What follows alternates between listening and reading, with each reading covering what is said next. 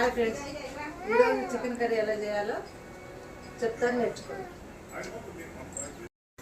కడాయిలో నూనె వేసుకొని ఉల్లిగడ్డలు, అల్లం వెల్లుల్లి పేస్టు మంచిగా ఎర్రగా బ్రౌన్ కలర్ వచ్చేటట్టు వేయించుకోవాలండి. ముందుగా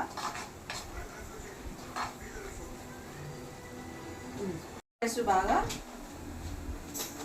గోల్డెన్ బ్రౌన్ కలర్ ఎర్రగా వేగిన తర్వాత మనం కడిగి పెట్టుకున్న చికెన్ని మంచిగా శుభ్రంగా కడిగి పెట్టుకున్న చికెన్ వేయాలి.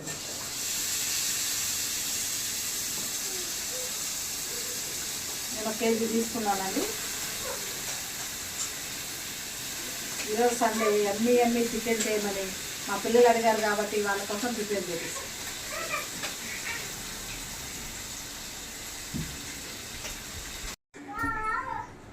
తగినంత ఉప్పు వేసుకోవాలండి.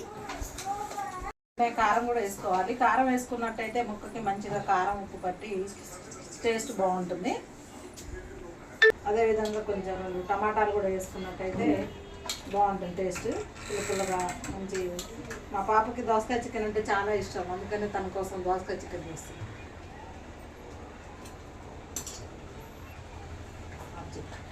తర్వాత మంచిగా గరం మసాలా వేసుకొని, నేను ఇంట్లోనే తయారు చేసుకున్న గరం మసాలా అండి.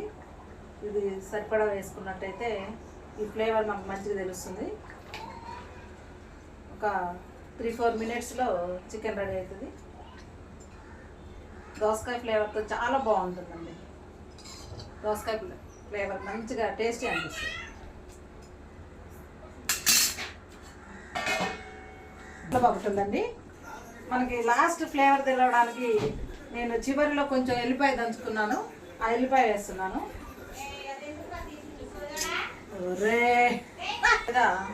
ఈ కొత్తిమీర మంచిగా తరుపుకున్న కొత్తిమీర వేసుకున్నట్టయితే ఎమ్మి దోసకాయ చికెన్ రెడీ.